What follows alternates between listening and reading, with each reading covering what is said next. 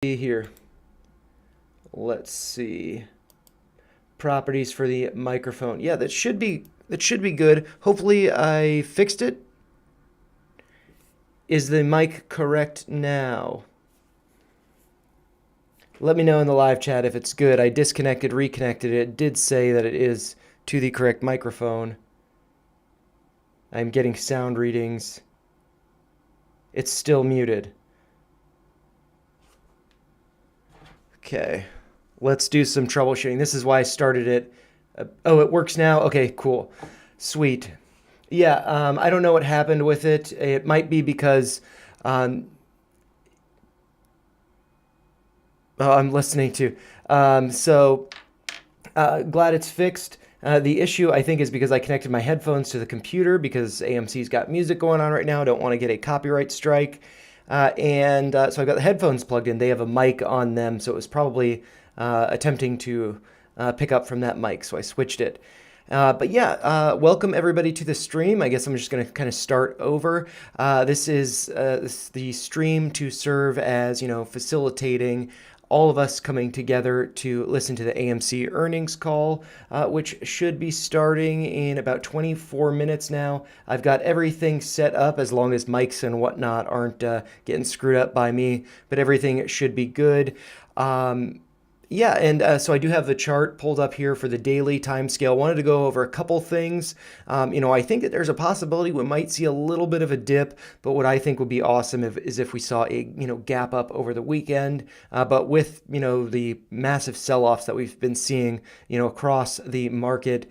Maybe this is a good time to have an earnings call, boosting it up from the bottom, but maybe it's also not a good time. So I think it'll be pretty interesting to see.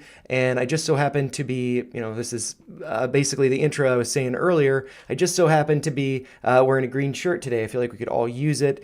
So hopefully we see some green in the chart in the after hours. And so AMC did close at a price of $4.94, being down about 3.5% on the day. But we are up about 3% in the after hours now, trading around $5.09. So maybe we're seeing something good there.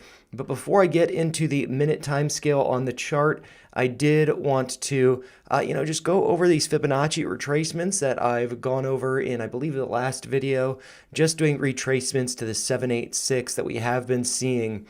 Those levels tested, bounces to them. And following this recent move up to yesterday's high, which was at a price of $5.44, I just did a retracement coming from the bottom here that was hit on July 24th, that low being $4.54. From that retracement, the 786 is at a price of $4.73. So, maybe we get a dip to that level, and I do think that level would coincide with this uptrending level that I have drawn here based on these two pivot points, one being the low of 410 hit on May 31st, and the other being the low hit on June 25th at a price of $4.33. So, I, of course, do not want the stock price to go down. I want it to rocket up over the weekend. I could definitely see a gap up over the weekend. But with everything that's going on in the market, brace for the possibility of it to come down a little bit more, and I could see 473 being a nice level to dip by, add some more, and then hopefully we'll hold that uptrend as support before maybe, around August 16th. That is option expiration for monthly contracts. And so, that could be followed by, or maybe there's some volatility leading up to it, hopefully volatility to the upside. And if not by then, September 20th is the next options expiration for monthly contracts. We've been hanging out down here. I did just put out the video on GameStop and Chewy yesterday, where Roaring Kitty talked about, if price is low, if it's just doing nothing, just for the sake of the passage of time, why not accumulate some more? It's a great excuse to buy, if your thesis is there, if you still believe in it, if it's strong. And so, I think price is going to go up a lot higher. It might be hanging out down here for longer. Just an excuse to accumulate more. But anyways, with that little tangent that I've gone on, I am going to switch over to the 1 minute time frame so we can look at some of the after hours price action. It looks like it went up to a high of $5.21. Could be going a lot higher, could be going up to $60 a share. Who knows? But yeah, I mean, I think that there's going to be a lot of excitement around this. I'm really excited to hear Aron talk about Deadpool and Wolverine, and maybe share some more news on concerts, give us an update or some more details on the Usher in Paris, Rendezvous in Paris, that is going to be coming out. And I'm just seeing something from, let's see. All right. Just checking. I got a notification from YouTube Studio, so I just wanted to make sure there's nothing going on there.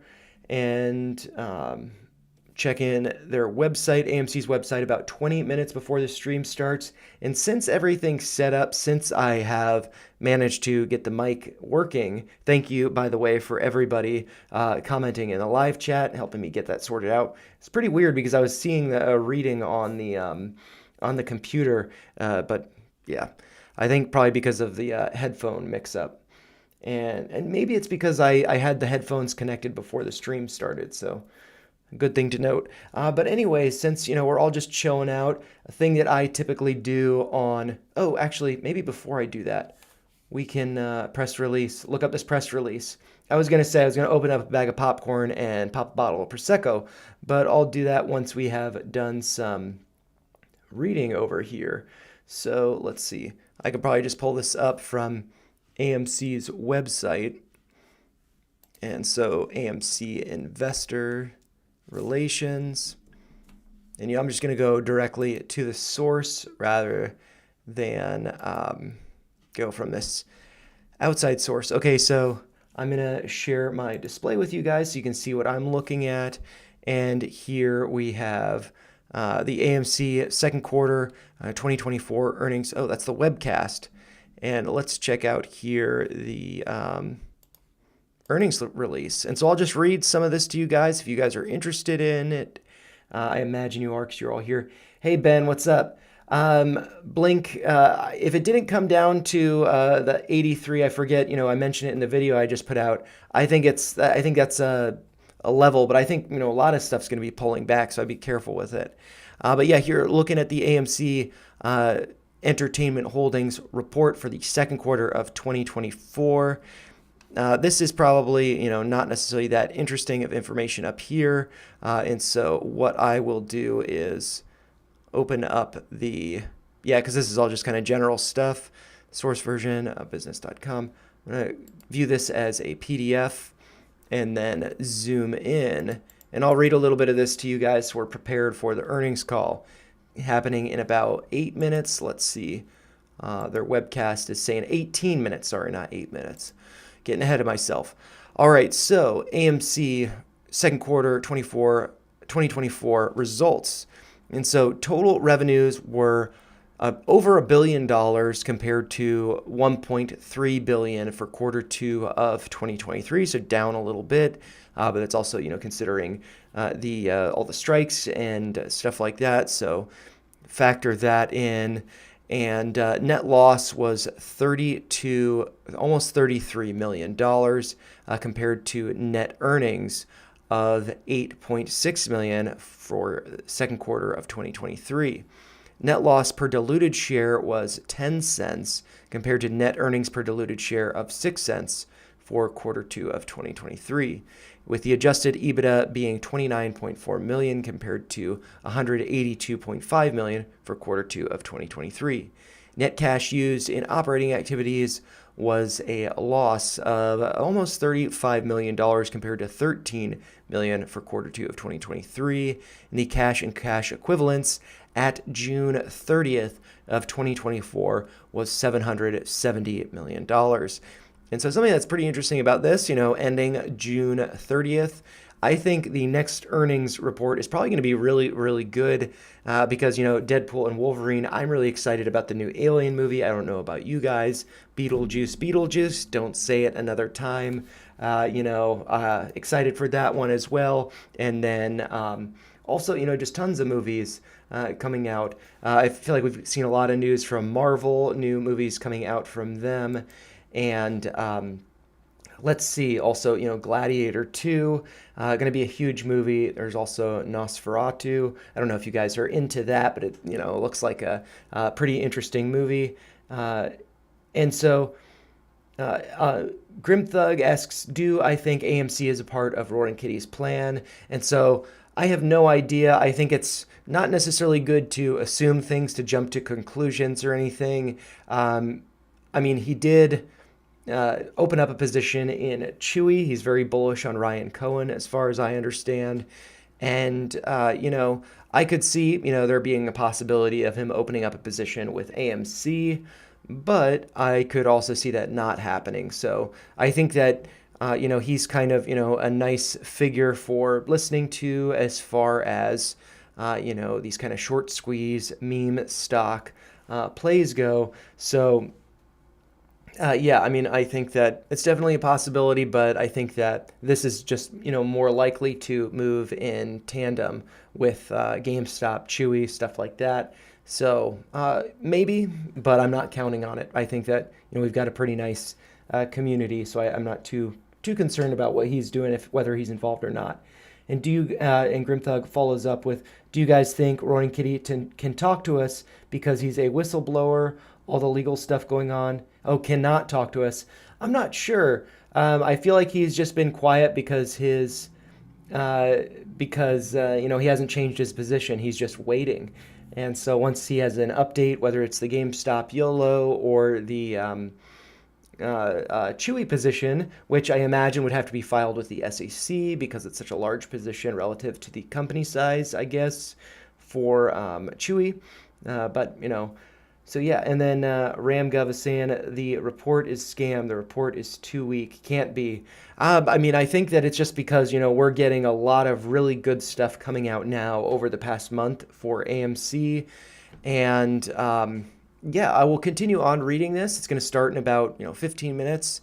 But yeah, I mean, I think that we're like the second half, and I talked about this in prior earnings streams, I believe, maybe the first one of the year, that I think the second half of 2024 is going to be really strong. And so we're not seeing those results yet, other than, the great news from Deadpool and Wolverine and stuff like that. So, I think that there's going to be a lot of great news in this earnings call, but it's going to be more looking forward into the future rather than, reporting prior results. So I'm just going to read this. It does say Deadpool and Wolverine right here, so I'll have to get to that.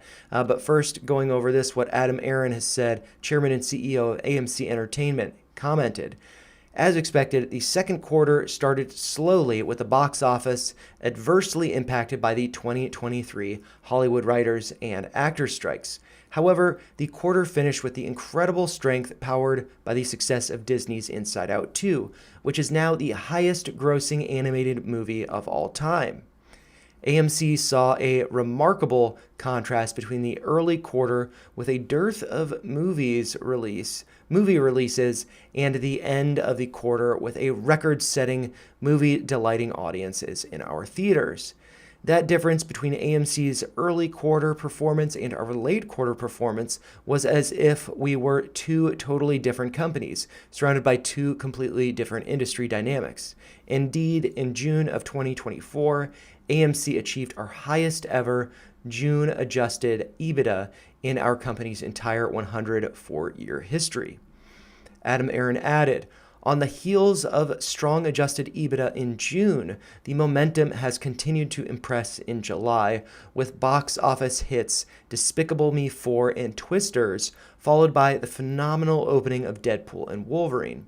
Thanks to the success of Deadpool and Wolverine, just a week ago, AMC recorded our highest ever opening weekend attendance and highest ever opening weekend admissions revenue for a rated R movie. Aron continues he continues a lot. With a long list of blockbuster movie titles opening in theaters during the remainder of the year and into 2025 and 2026, the industry-wide box office now appears to us to be poised for sustained growth. Looking ahead, we believe that bodes ever so well for the increasing cash generation potential from AMC's movie theaters, both at home and abroad. And so Aron concluded, and all this comes at the same time as AMC completed several transformative capital market transactions that took up to 2.4 billion of our debt previously due in 2026 and extended the maturities to 2029 and 2030. We are grateful that AMC lenders just gave our company a strong vote of confidence as to their view of the likelihood for our long-term success. The power of an extension of our financial runway for many years into the future, combined with what we believe is a multi-year slate of blockbuster movie releases, sets the stage for continued recovery at AMC. Today, we are more confident than ever in our ability to thrive, both as a company and our industry continues to rebound. As both our company and our industry continue to rebound. So yeah, hopefully that, sounds good. It doesn't sound like the quarter was really that great, but we've kind of done a phase transition into, a quarter that we're in right now, with that being the next earnings report likely to be looking much better. And I think this is great. It's like we've got great guidance for the months ahead, for the quarter, the rest of the year. And so I could see that as being really, really good.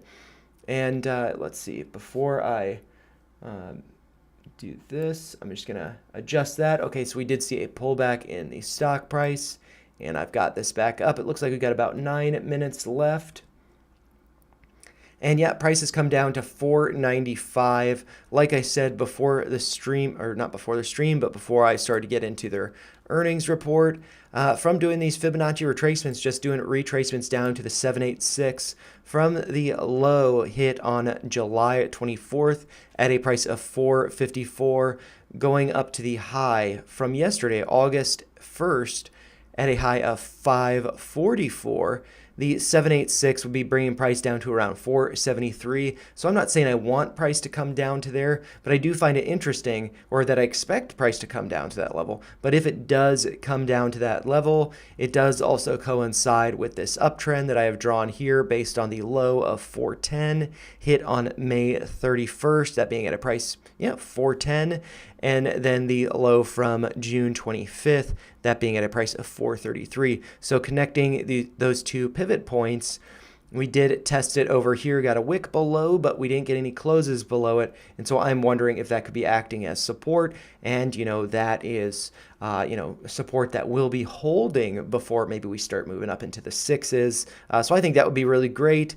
But I also think it would be great if we just gapped up over the weekend without having to test this uptrend. But, we're going to have to see. It's been kind of a rough day, rough couple days in the market. And so, perhaps this is not the best time to be reporting earnings, but, maybe following this pullback, we could be seeing some volatile moves to the upside. So, I think that there's a lot of good stuff to be coming out of this. So I'm just going to catch up on this comment from Saul. Added some shares of ChargePoint today at a price of $184. I feel like the market is pricing in for 50 basis points for sure. And so with that being said, a lot of what we're seeing right now, which, may continue into Monday, but it's probably an overreaction, pricing in, preparing for, the worst case, or, the reality of what's going on. And so with that being said, there's probably going to be some dip buying opportunities, but it might not be, dip buying opportunities to all-time highs. And for this, I'm not necessarily referring to AMC, just generally across the stock market. If we're seeing dips right now, if we find support, maybe that could be for a nice swing. But for long-term holds, seems like things are getting a little bit rocky right now, generally speaking. But yeah, AMC, going to switch back over to the 1 minute time frame because we've got about 7 minutes before the earning call starts. And with that being said, I'm going to get my popcorn and Prosecco ready, and I'm just going to switch over to this. Yeah, about 6 minutes left. And as the call starts, I will start drawing on this, but I'm just going to, let's see. I will pop the bottle first.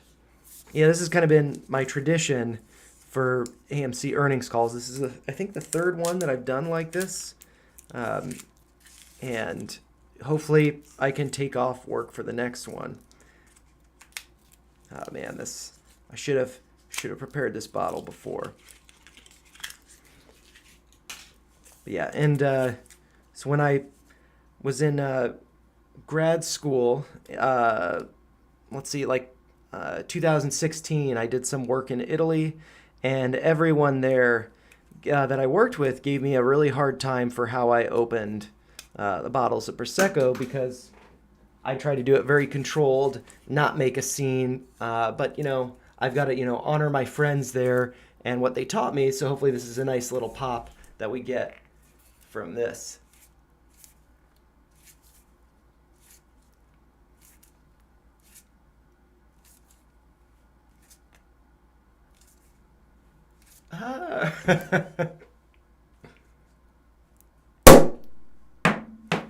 Could have been better, but could have been worse. It's been a while since I've done this. But yeah, cheers, guys. I hope that this is, I hope that the bottom's in. I'm sure that the bottom's in at 278 or whatever it is. But hopefully, we're not going much lower than 5, as we are trading at 4.99 right now. But if not, just more time to accumulate, as we all know. So that's fine with me. Just gonna set that out of the way so I don't spill it. And yeah, so cheers to you guys. Cheers to AMC, the community that's been formed over the past few years. Excited to be here as always. I hope you guys are too. I think that, through, us coming together, supporting each other, we've managed to save a company. So I think that's something to celebrate.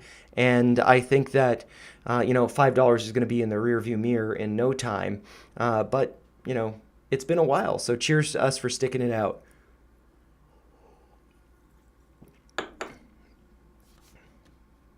And with that being done, I'm also going to pop my popcorn. Open that up, so I got some munchies during the stream. I typically get the lightly salted version, but they were sold out, so I got the classic butter popcorn.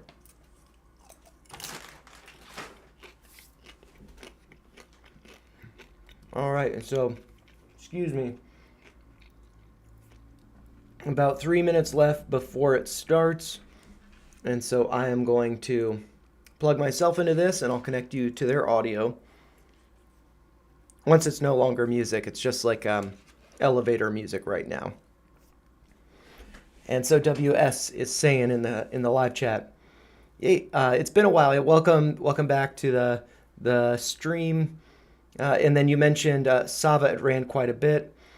Did it have a relation to AMC or GameStop, including the big run during COVID? I'm not sure. I'd have to look back at that. I'm probably just going to leave it on the AMC chart though. For this stream. I might do another stream later today going over unusual whale stuff. Anyone following Sava? So WS is. I'm just going to pull it up on my phone. I don't want to mess up the screen last minute or anything. Oops.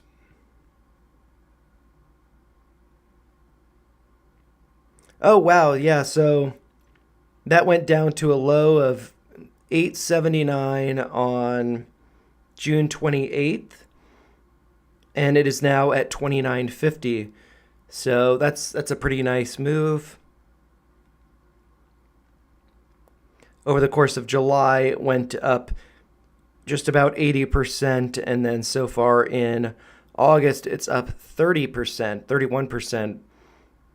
Oh, Cassava Sciences. Yeah, I definitely remember that. Oh, there was a bunch of controversy around them. As far as like some fraud or something. Let's see, I'm just looking back. Yeah, it does look like, it might have just been that other, the hedge funds that were shorting AMC and GameStop were also shorting Cassava, because there are a number of stocks that moved up like that.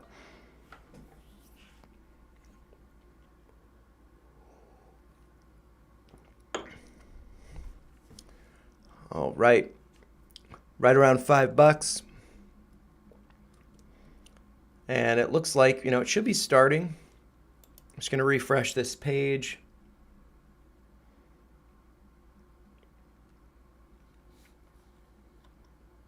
And I'm going to try to adjust this. Is that more center? I can make it more center. That looks pretty good. The AMC right there. I'm just cropping the window. And there should be no sound to it right now, just me talking. But once the call starts any minute now, then I will mute myself and I will connect you guys to the audio for the stream, or for the call, I should say. Yeah, my computer's saying we got 1 minute left, or less than 1 minute, I guess I should say. Seconds away, about 5 seconds is what I'm seeing.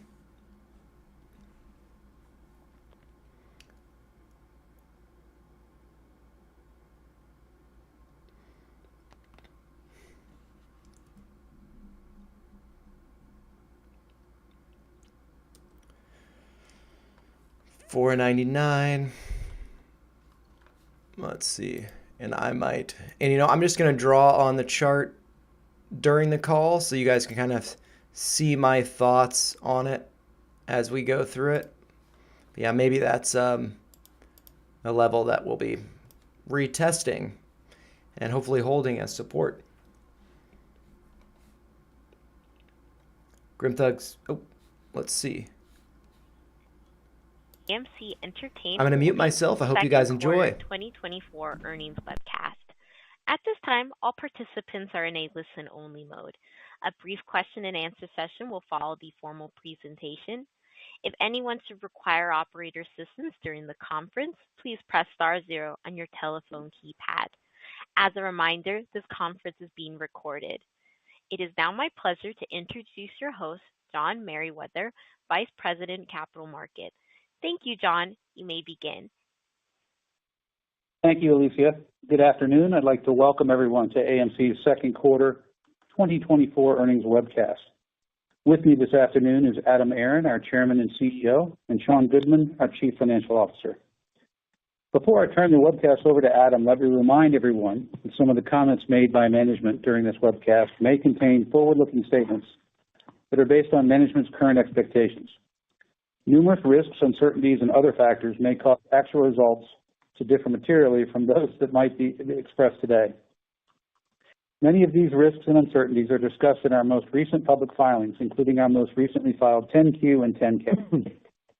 Several of the factors that will determine the company's future results are beyond the ability of the company to control or predict. In light of the uncertainties inherent in any forward-looking statements, listeners are cautioned against relying on these statements. The company undertakes no obligation to revise or update any forward-looking statements, whether as a result of new information or future events.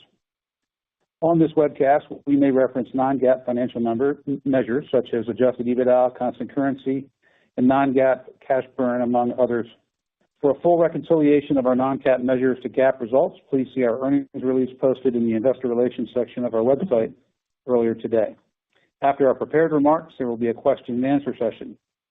This afternoon's webcast is being recorded, and a replay will be available in the Investor Relations section of our website at amctheaters.com later today. With that, I'll turn the call over to Adam. Thank you, John. Good afternoon, everybody, and thank you for joining us today. You might think that someone reporting an 84% drop in adjusted EBITDA this quarter compared to the same quarter last year might be in a foul mood. But to the contrary, as I sit here today and look at what has transpired so far this year, and especially over the past 7 weeks, I am ecstatic. Pick any adjective you want: ecstatic, euphoric, almost giddy, at AMC's prospects for near-term and medium-term improvement and recovery. In fact, I'm now more confident that I've been in more than 4 years about how well AMC will perform over the next 6 to 30 months. That would seem to be inconsistent with the earnings release that we just put out for the second quarter. But here are the 4 key reasons for my optimism. First, including monies raised during the second quarter, AMC ended the second quarter with $770 million of cash. I've said it repeatedly over the past few turbulent years. Cash is king, and having ample cash reserves is the single best strategy for survival. Sometimes a few of our retail shareholders want to hang me by my toenails that on my watch we have brought so much cash in AMC's coffers. But I cannot say it enough times. It is so important. The single smartest thing that AMC has done since 2020 was to make sure that our bank account balances were always plentiful and abundant. Despite all the rocky roads of the past several years, AMC has stayed strong. We've defied the conventional wisdom. We've continued to innovate, and we've maintained our leading industry position. And we did that at the exact same time that many of our competitors, large and small, in the U.S. or in Europe, found themselves in ruin. How did we pull that off? Well, in honor of the Paris Olympics, which I might add, in partnership with NBC, we happen to be showing right now in our AMC theaters in the United States, I'll use a French word. We pulled it off by having beaucoup of cash. I've said it before, and I'll say it again. Cash is king, cash is king, cash is king, and we ended the quarter with $770 million. The second reason, starting in mid-June, this is just a month and a half ago, the box office finally, after 4 long, tough years, has shown evidence of its making a real and enduring comeback. Disney and Pixar's Inside Out 2, which debuted in mid-June, became the highest grossing animated film of all time. It was followed by an enormous success from Universal's Illumination Studios with its Despicable Me 4. Twisters opened strong, and Disney then came right back with Marvel's smash hit Deadpool and Wolverine, which has set all sorts of attendance and revenue records for AMC. We knew 2024 was coming. We correctly predicted and previously publicly disclosed that moviegoing in general would be weak in the early months of 2024 because production delays caused by the prolonged writers and actors strikes of 2023 would decrease the number of movies that would be ready for theatrical release early this year. But by the end of May, the impact of those 2023 Hollywood strikes was finally, for the most part, firmly behind us. And it is as clear as a bell right now that the box office has started its big upwards climb. As but one example, the June domestic industry box office was so much larger than the prior months that June was only 2 percentage points less than the box office of April and May combined. And comparing June to the earliest part of 2024, that same June domestic industry box office was 10% more than the January and February 2024 box office combined.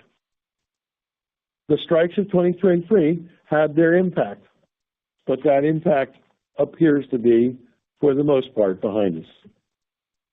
It's not surprising then that with a surging June box office, AMC saw a remarkable contrast in our own results between the early quarter, with a dearth of movie releases, and the end of the quarter, with a record-setting movie, Inside Out 2, delighting audiences in theaters. There was a soaring difference for the industry's performance, and more importantly to us, in AMC's performance when looking later in the second quarter versus looking earlier in the second quarter.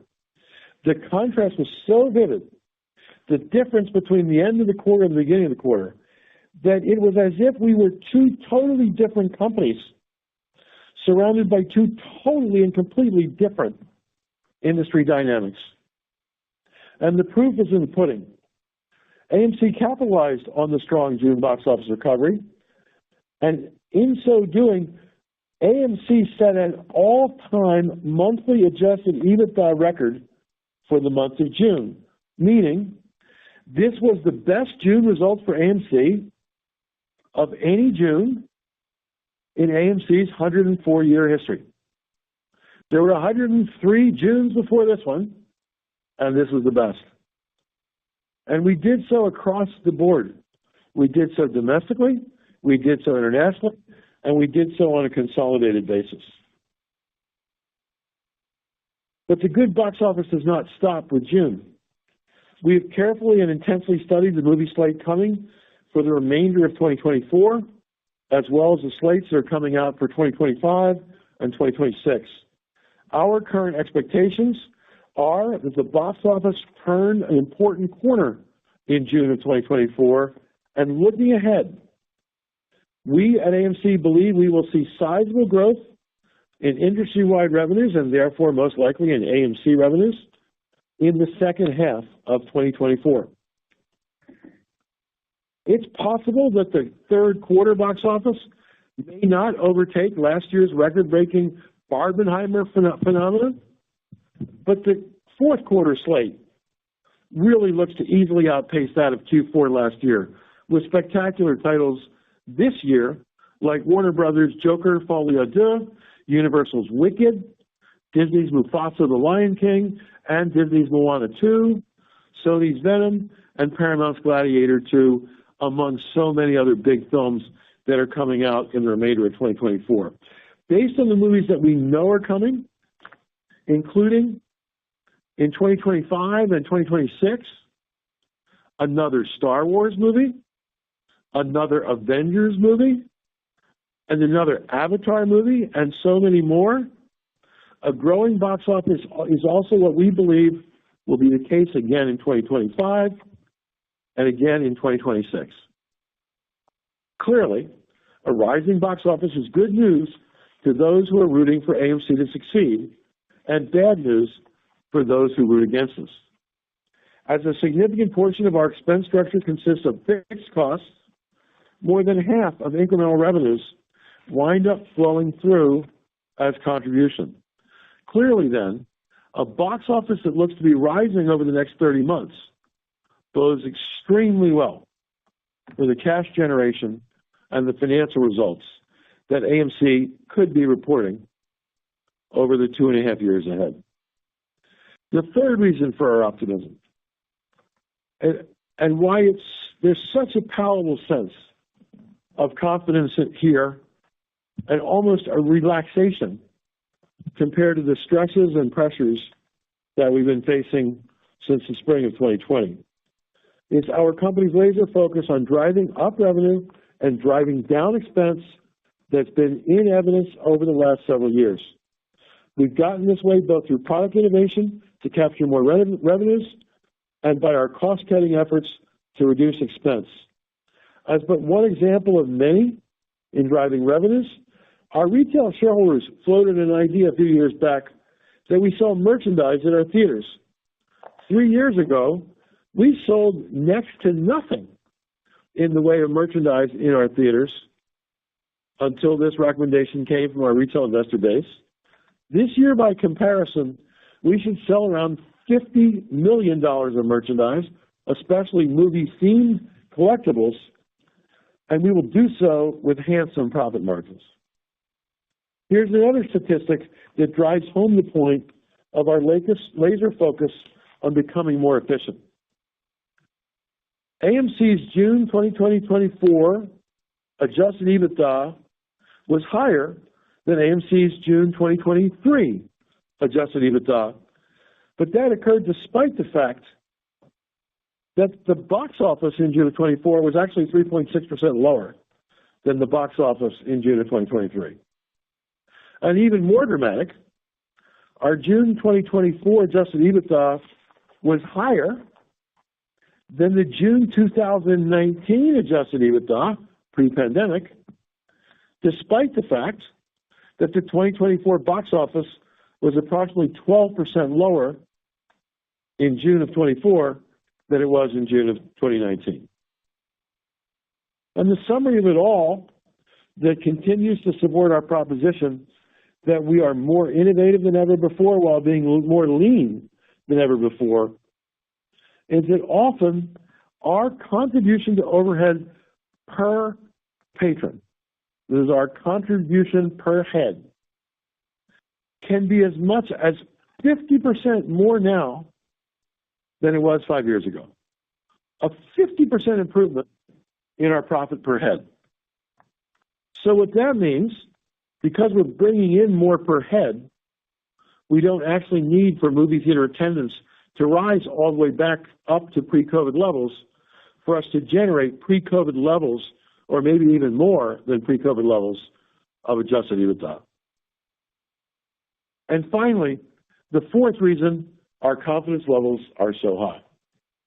Just last week, we announced that AMC completed several transformative capital market transactions that took up to $2.45 billion of our debt, previously due in 2026, and extended their maturities to 2029 and 2030.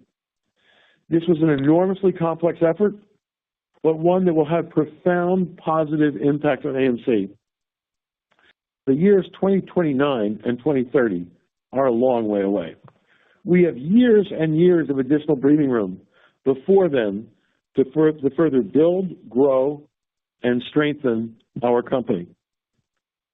For full disclosure and complete transparency, we did not move all of our debt that was due in 2025 or 2026 to 2029 and 2030, but that which remains that is still due in 25 or 2026, in my view, is de minimis compared to the previous amounts due, and we believe it's thoroughly and entirely manageable. I cannot even begin to count the number of nervous Nellies, bloggers and journalists who are agonizing in the press about our looming debt repayment obligations just 20 months from now prior to this debt refinancing. And they were just over and over again, wherever we look, predicting our demise in 25 or 26 as a result of the debt payment that until last week was owed 21 months from now. Perhaps that's what they believe. Perhaps they were spurred on by the short selling community who had every financial incentive in the world to sow seeds of doubt about AMC's viability. There's no way of knowing for sure. But in any case, it does not matter now because so much of our debt has been pushed so far out into the future, it's no longer an issue. With this debt refinancing and our other capital markets actions, this management team has demonstrated our confidence in buttressing our balance sheet at AMC. Needless to say, there are still fertile minds here at AMC, and we have numerous other thoughts and ideas about how we can further reduce some of our debt or further improve the terms surrounding our debt along the pathway between now and 2029 and 2030. This debt refinancing is an accomplishment of the highest order. One of the most important things that AMC will get done all year long in 2024. So it would be an error, an absolute error, if on behalf of myself personally and on behalf of our company, if I failed to express my gratitude and the gratitude of AMC to our lenders who worked so constructively with us on this endeavor. Make no mistake, AMC's lenders just gave our company a strong vote of confidence as to their view of the likelihood of AMC's long-term success, and we're grateful to them for that. In summary, my comments this afternoon are simple and straightforward. The 2023 strikes impacted a number of movie titles early in 2024 and somewhat crushed our profitability January to May. But look out, world, June and July were decidedly different. And we believe the rest of 2024 and on into 2025 and on into 2026 also should be decidedly different. The power of our extending our financial runway for many years into the future, combined with what we believe is a multi-year slate of blockbuster movie releases immediately ahead of us, sets the stage for continued recovery at AMC. Now, it does go without saying that we cannot just declare a win today and take a victory lap today. We still have to implement and execute very well between now and the end of this year, beyond the end of next year, by the end of the year after that. But even with that statement, that we have to do our jobs well and we continue to have to excel and be on the ball every step of the way. Today, as we sit here right now, we are more confident than ever in our ability to ensure that AMC will thrive as both our company and our industry continue to rebound. With that as introductory remarks, I'm going to turn the call over to our CFO, Sean Goodman, to give you more detail on our results. Thank you, Adam. Thanks to everyone for joining us this afternoon. As expected and as we've previously discussed, the North American box office was indeed challenging during the first half of this year. The first half box office was some 19% below the same period in 2023 and 36% below the same period in 2019. And while the second quarter box office grew around 19% from the first quarter of this year, the box office nonetheless fell way short of the prior year by approximately 27% in the second quarter. The second quarter of 2023, as a reminder, was the highest quarter of that year. With this all as background, simple year-over-year comparisons may not necessarily be helpful in understanding our true financial position and potential future financial performance as the industry grows as we expect it will. I therefore want to focus my comments on some of the key metrics that we look at when we're assessing our performance and forecasting our future financial performance. First, let's take a look at market share. Our North American market share continued to increase in the second quarter of 2024, with approximately 50 basis points of growth compared to last year. This is despite the fact that we reduced our North American theater count by approximately 15 locations during this period. In a quarter where the North American box office declined by 27.2% compared to last year, our domestic admissions revenue declined by only 25.6%, outpacing the industry box office by approximately 160 basis points. Second, looking at our per-patron revenue and profitability. We have successfully been able to grow and then sustain revenue and profit per patron at levels that are meaningfully higher than pre-pandemic 2019. For Q2, consolidated revenue per patron was $20.61. This is some 33% higher than 2019 and also 1.5% higher than the prior year. But even more important than revenue per patron is contribution margin per patron, which we define as total revenue, less film exhibition costs, and less food and beverage costs, divided by the number of guests. This measure is indicative of the incremental profit generated per guest at our theaters. Consolidated contribution margin per patron in Q2 2024 was $13.77. This is some 41% higher than 2019 and 4.6% above the prior year. Now, if we look at the North American business, total revenue per patron at $22.36 was 38% ahead of the second quarter of 2019. 2.8% ahead of Q2 2023, and, by the way, a record achievement in their second quarter. It's worth noting that our food and beverage revenue per patron reached an all-time high of $8.34 in the second quarter, an all-time high. And most importantly, contribution margin per patron at $14.73 was 48% above the second quarter of pre-pandemic 2019, and also 6% above the second quarter of 2023. And we achieved yet another all-time record, with food and beverage gross profit per patron of $6.86, another all-time record. Now, looking at our international segment in constant currency, total revenue per patron of $15.96 was 20.8% ahead of the second quarter of pre-pandemic 2019, and it was in line with the second quarter of 2023. And the important contribution margin per patron was approximately 26% above the second quarter of pre-pandemic 2019 and 3.1% ahead of the second quarter of 2023. These achievements in market share growth and revenue and profit per patron, they're as a result of the ongoing success of our market-leading food and beverage offerings, including collectible movie-themed items, movie-themed cocktails, and menu upgrades, as well as our leading position in immersive premium large format auditoriums and our innovative alternative content options, plus also revenue diversification initiatives such as retail popcorn. This all coupled with active theater portfolio rationalization and focused expense management initiatives means that we should be able to achieve pre-pandemic levels of EBITDA even while the box office is lower than in 2019. Now let's talk a bit about the balance sheet. Since our last earnings webcast, we have been incredibly active, taking meaningful steps to materially strengthen the balance sheet.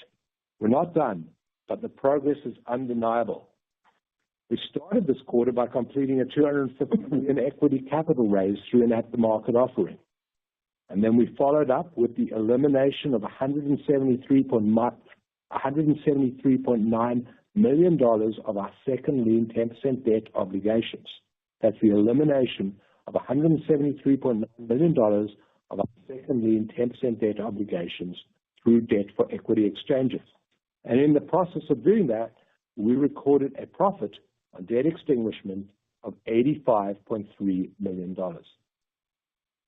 But most noteworthy is last week's refinancing announcement that considerably improved our financial position by extending the maturity date of up to $2.45 billion of our debt from 26 to 2029 and 2030, as Adam mentioned in his remarks.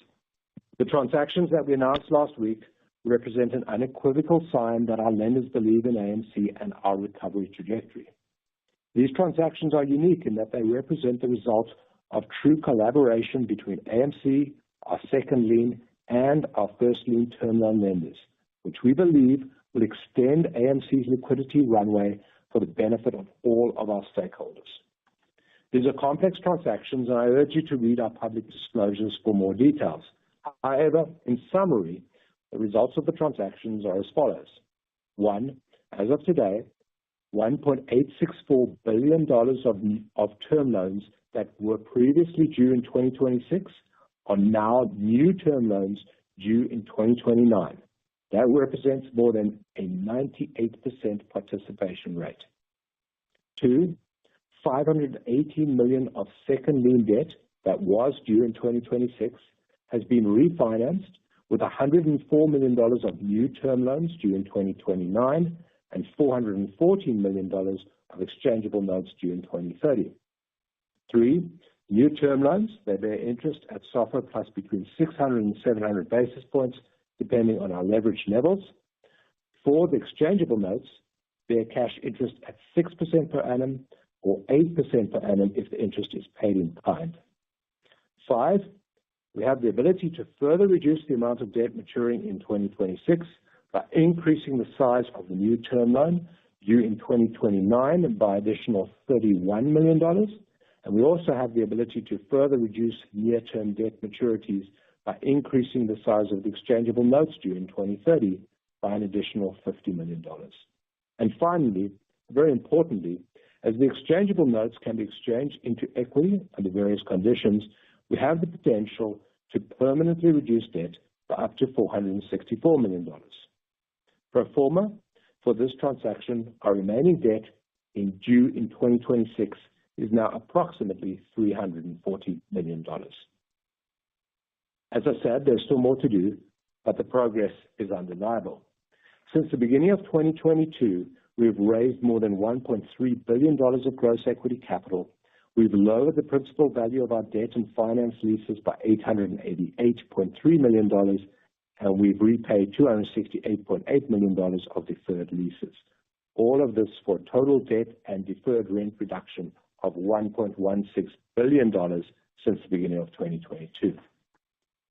For now, our capital allocation priorities remain: one, ensure that we have sufficient liquidity to manage through our recovery phase, and two, continuing the work that we're doing to strengthen the balance sheet by extending maturities, reducing debt obligations, and improving our financial leverage. Before handing the webcast back over to Adam, a couple of additional points worth noting. First, the deferred rent balance at the end of Q2 was approximately $40 million. We plan to reduce this balance by another approximately $5 million by the end of 2024. We ended the second quarter, as Adam mentioned, with a cash position of $770 million. This translates into $34.6 million of net cash used in operating activities for the quarter. This is roughly $21 million better than in Q2 of 2023, and this despite the box office in Q2 2024 obviously being significantly below that of Q2 2023. CapEx, net of landlord contributions, was $34 million in the second quarter.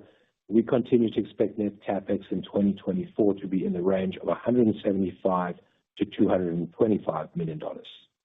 From a theater portfolio perspective, we continue to actively manage our footprint. During the second quarter, we closed 9 underperforming locations. This will bring the total number of locations closed since the pandemic began to 178. Total number of new locations open to 60, for a net reduction of 118 locations, or 11.8% of our locations at December 31, 2019. And of course, we continue to see that the 60 new locations significantly outperform the 178 closed locations. So, in summary, Q2 has been a quarter of indisputable progress, and we've materially strengthened our financial position. As Adam noted, the box office recovery from the impact of the Hollywood strikes has very clearly begun, with a particularly strong performance in June, and we see that same strong performance in July. And as the box office grows, we believe AMC is incredibly well positioned to leverage our operating capabilities to meaningfully grow both adjusted EBITDA and cash flow, and finally recover from the challenges of the last 4 years. And with that, I'll now hand the call back over to Adam. Thank you, Sean. As I said at the start, and Sean just reiterated, we really do believe that the good times are about to roll, and that AMC is very well positioned for an industry and company recovery in 2025 and 2026. There's been a lot of work to get the company to this position, but we can feel it in our bones now, based on what we've seen, starting with Inside Out 2, and what's happened ever since, and with what we know is coming down the pike. Before we move to your questions, I'd just like to touch very briefly on just a few topics. Let me start by saying, clearly a significant innovation for AMC last year in 2023 was our distributing, for the first time in AMC's history, a movie and exhibiting that movie. Of course, that movie being the concert film of Taylor Swift, The Eras Tour, followed almost immediately by the concert film of Renaissance, a film by Beyonce and Knowles Carter. Those two efforts were quite lucrative for AMC. They were perceived to be big successes in the marketplace. They should be perceived that way, since Taylor's film was the highest grossing concert film in history. And Beyonce's film was strong. And it's no surprise since that we realized we had an opportunity here. Many world-class artists have come to us. We've gone to many world-class artists. We've had many more such interactions. And I can say with certainty that there will be more such theatrical events ahead of us over the next 30 months.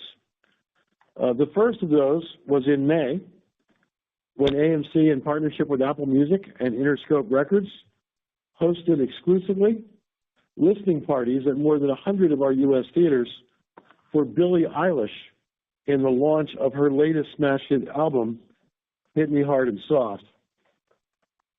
And just this week, we announced that we will be showing Usher's concert film called Usher, Rendezvous in Paris, in our AMC theaters beginning on September 12th of this year, 2024.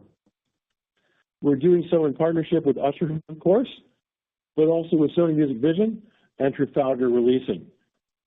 We have ongoing conversations right now with several others of the best musicians and the best performers on the planet, and you can expect more announcements from us in this regard as time goes by.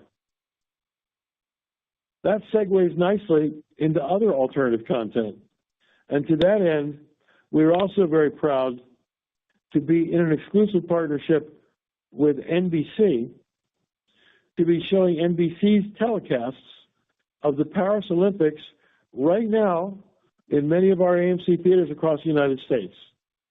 If you think watching the Olympics is great at home, wait until you see it on a 40-foot screen in our theaters.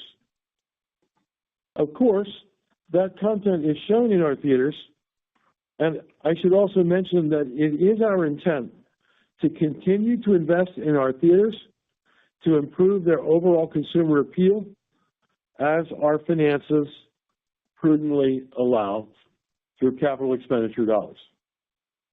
And speaking of our theaters, what sells first at our theaters is the seats in our auditoriums with large screens.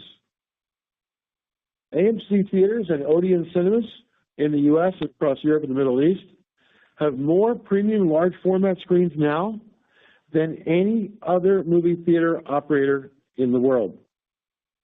Consumers clearly are showing that they have a preference.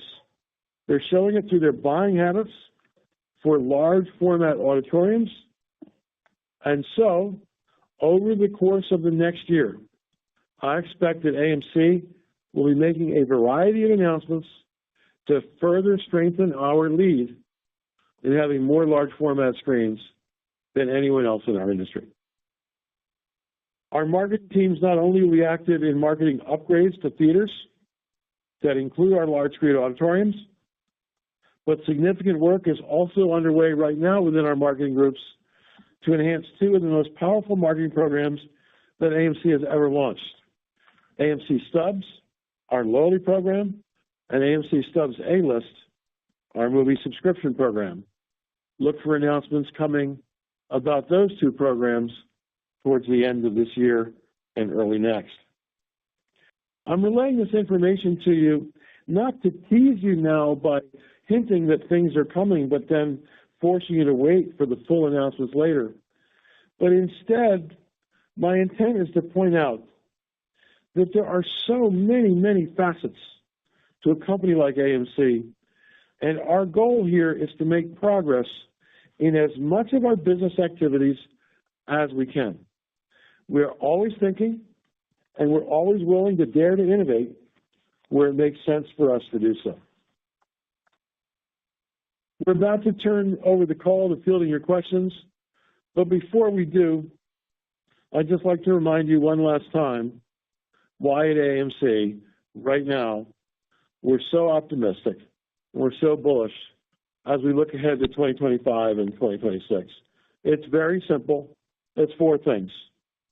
We had $770 million of cash at quarter end. The box office is roaring back. We're running our company more efficiently than ever, and our debt extension transactions are literal game changers for this company. We're proud of the fact that we know we're the biggest movie theater operator in the world, and we'd like to think that among the mass operators, we're also the best. What we think is pretty clear to one and all is that because of our size and because of the innovations that we have made, AMC for many years now has been the clear leader in our industry. And let me tell you what leaders do, what they do best. What leaders do best is they lead. And so now, with what we believe is finally the wind at our back at AMC, we intend to continue to lead and to be out front. With that, thank you for listening today, Sean. Let's turn to taking questions both from our equity research analysts and from our retail shareholders. Thank you. We will now be conducting a question and answer session. If you would like to ask a question, please press star one on your telephone keypad. A confirmation tone will indicate your line is in the question queue. You may press star two if you would like to remove your question from the queue. For participants using speaker equipment, it may be necessary to pick up your handset before pressing the star keys. One moment, please, while we pull for questions.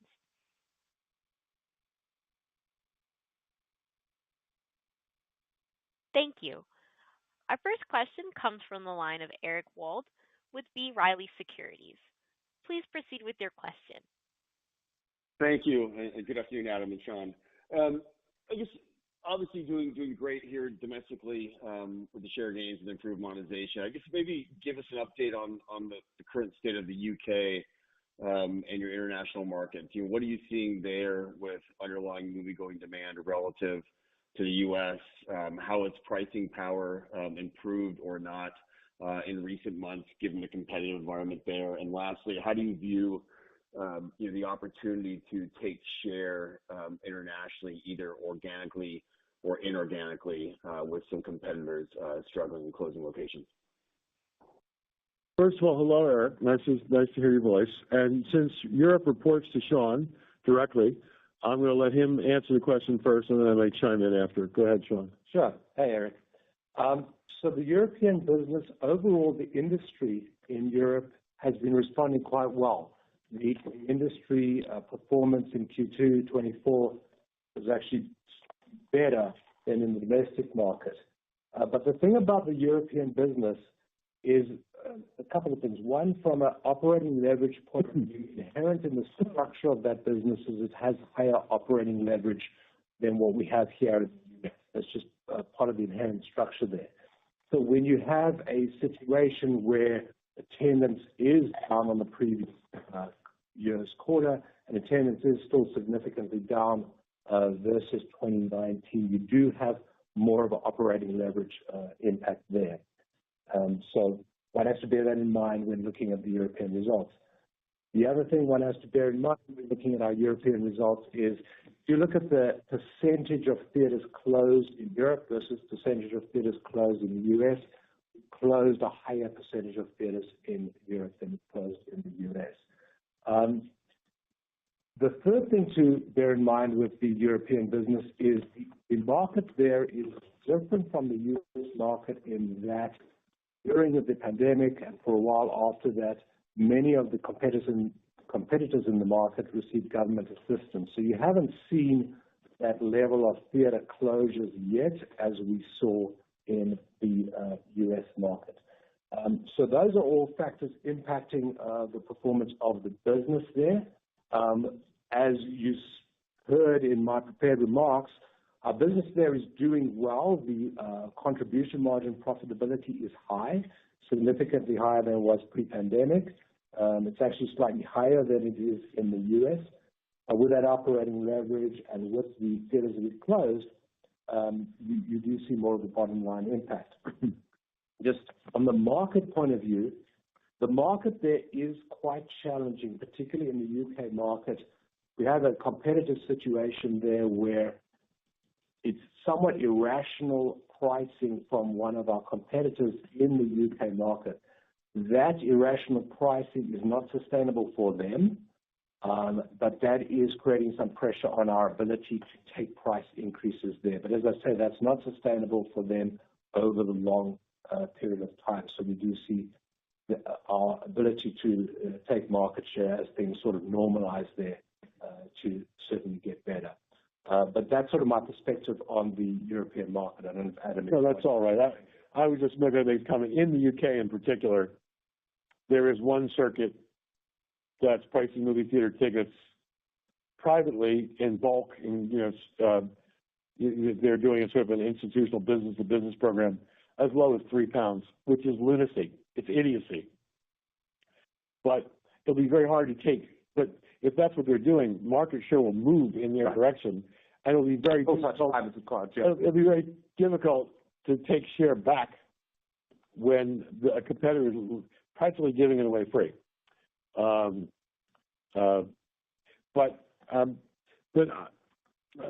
We're very proud of what we're doing in Europe, and our European team. First of all, we run our European theaters from Europe. We don't run them from Kansas City, which is the best decision we made as a company 8 years ago, because there aren't a lot of people in Kansas City who speak Portuguese. They've really done a great job running the circuit there. We come up with a lot of imaginative ideas, and one that I just want to, it wasn't in my prepared remarks, but I talked about large screens, and they've done something I think is quite interesting that I might share. In almost all of our buildings, we have movie theater screens that are quite large, and we've never marketed them as anything special, although that's where the newest, most important movies go, because it makes sense. You would put, if Inside Out 2 is coming out, you're not going to put it on a small screen way in the back. You're going to put it on the biggest screen that you have in the entire theater complex. And so what Odeon did earlier this year is they branded these large auditoriums with large screens, like really large screens, and they branded them XL as a shorthand for extra large, and started to market them as being exactly what they are, a better movie experience than even other screens in the same theater, because they can be as much as double the size of other screens in the same theater. And that's a really smart idea that we might try to bring over here in the United States, because there's almost no capital required to implement the idea, because the large screen is sitting right there. It just hasn't been packaged and tied up with a nice little bow and marketed to consumers as being exactly what it is. And right now we have 67 of these things in Europe already. So our team in Europe is really quite good.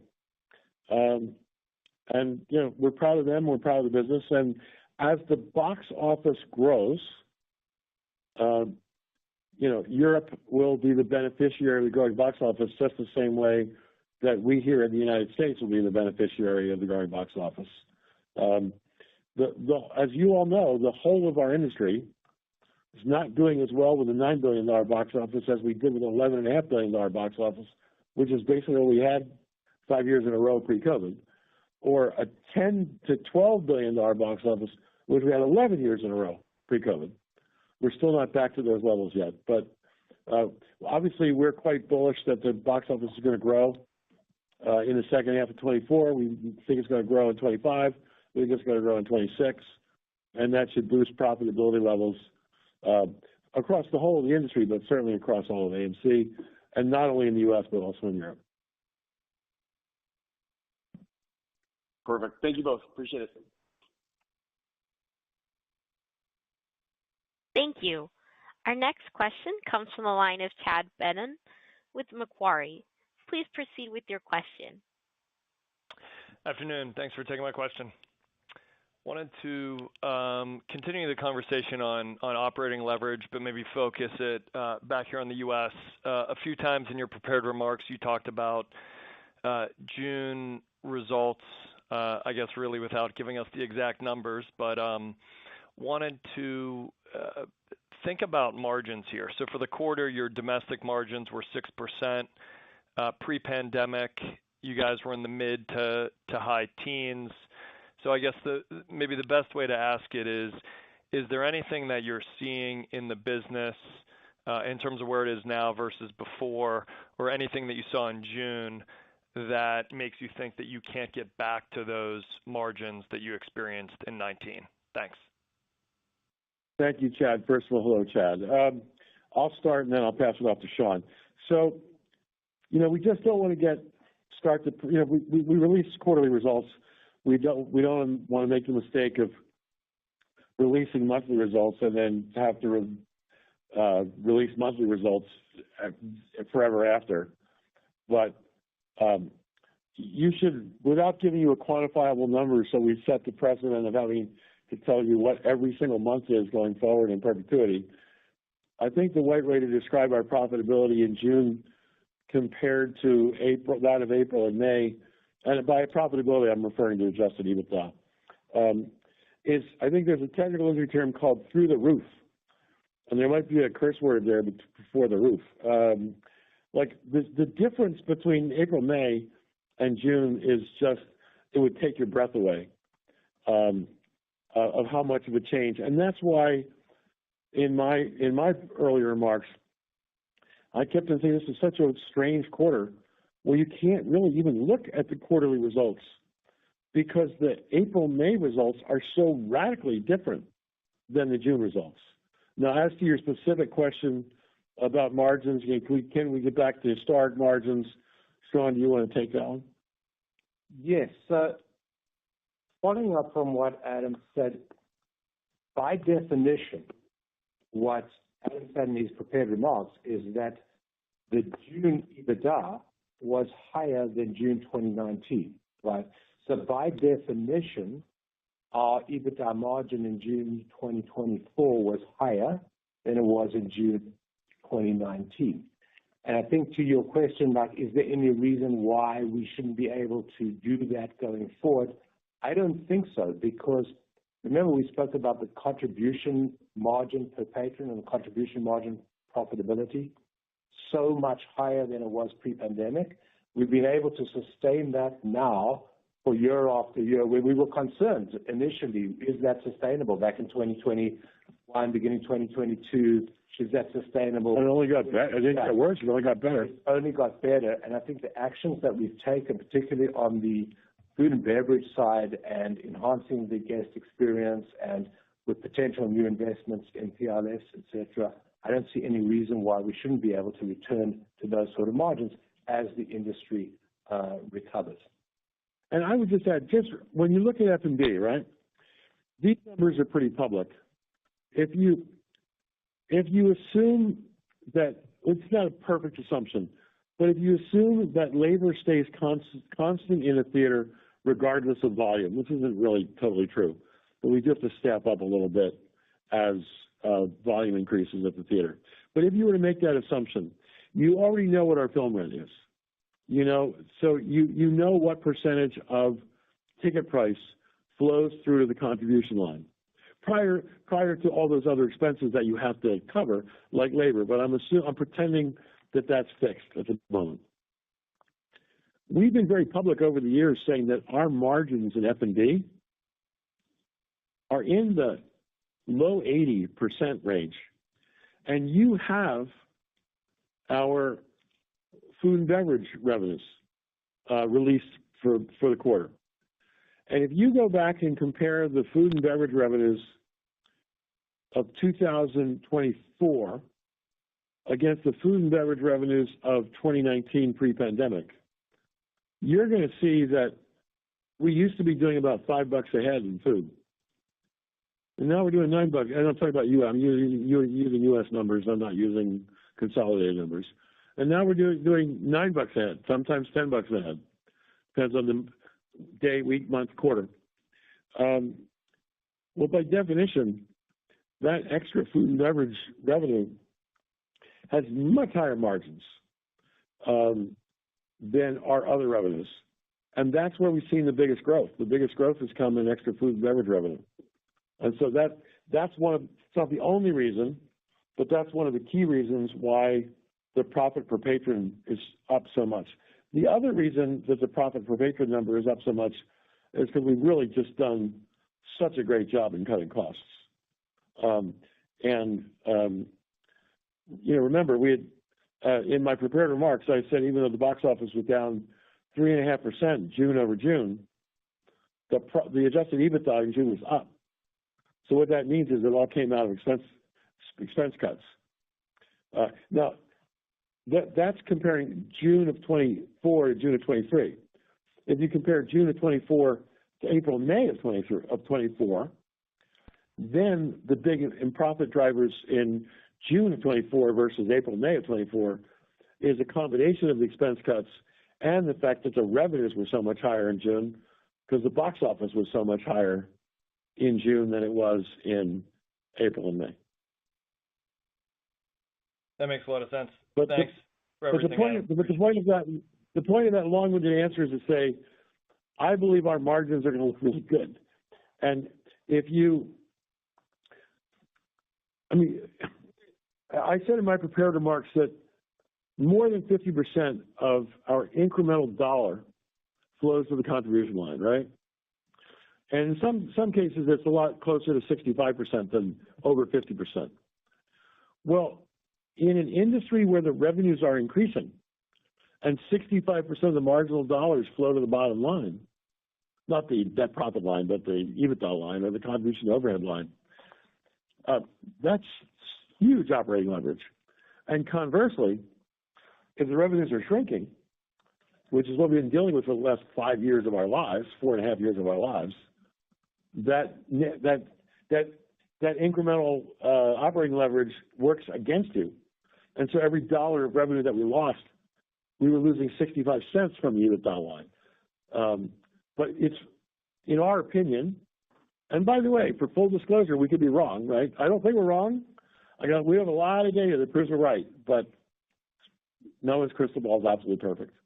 But if we're right that industry revenues are about to grow and AMC revenues are about to grow, and recently we've been gaining market share, not losing market share, which means if that were to continue, and there's no guarantee that it will, but if it were to continue, it means we would even grow faster.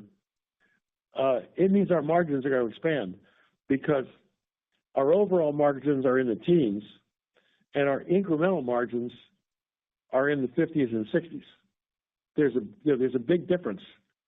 So I think there's a possibility as opposed to is there a chance we can't get our margins back?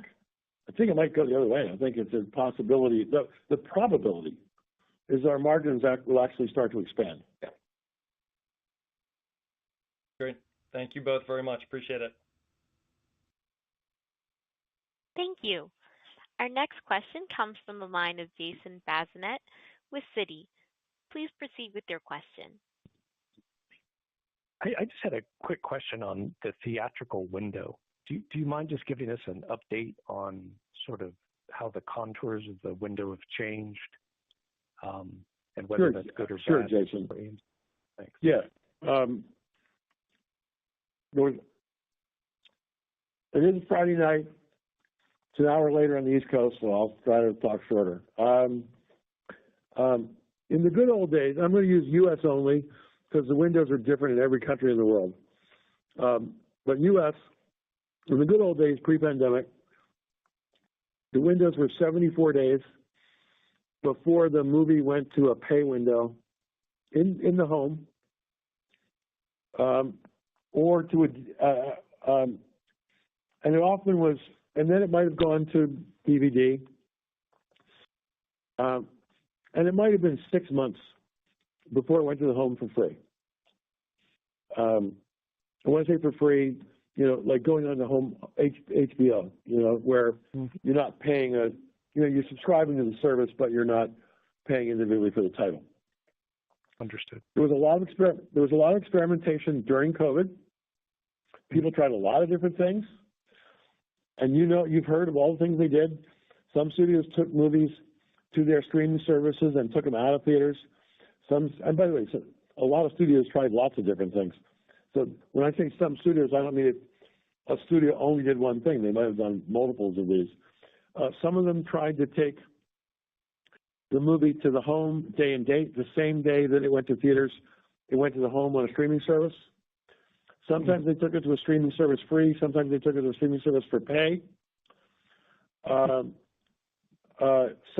one studio in particular, and with our full agreement, we entered a deal with Universal that they would take a few movies that were small to a pay window at 17 days, and we would share in the revenue of that. That was later amended to they would take small movies at 17 days, and they would take big movies at 30 to 35 days. But with all that experimentation that went on, what the industry coalesced around was a 45-day window, exclusively in theaters, and after that, it could go to the home on streaming services. So you have to pay to have the streaming service, but you didn't have to pay to have the title. And the only exception to that was the Universal PVOD deal and an occasional PVOD deal that somebody might throw at us on an ad hoc basis. And there weren't that very many movies that were going in the PVOD system. So if I had to guess, I would say 90% of the movies coming out were observing a 45-day exclusive theatrical window. Okay. It's unclear whether that was just fine or whether theaters have been hurt by it. Well, the reason I say it's unclear is just because the box office is not yet back to pre-COVID levels. So how much of that is because there have been fewer titles and how much of that is fewer attendance? Right. It looks to us like it's more fewer titles is causing the drop in the box office, not lesser attendance per movie released. So right now we think the 45-day window has not hurt us, but we don't know that for sure. And we'll learn a lot more over the next 18 months as clearly the number of titles increases, the revenue is going to increase, and we'll see. The only reason I mention all that is there was one other learning. Warner Brothers, for 1 year, took all their movies to Max on the same day for free as they put them in theaters for pay. And they compensated us for that somewhat, not entirely, by dramatically reducing the film rent that we were charged. But I will tell you that was a disaster for theaters.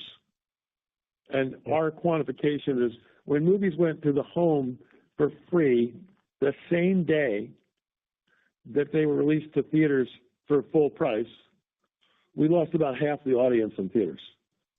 And now you'll notice that went away from the industry because it would have destroyed the whole industry.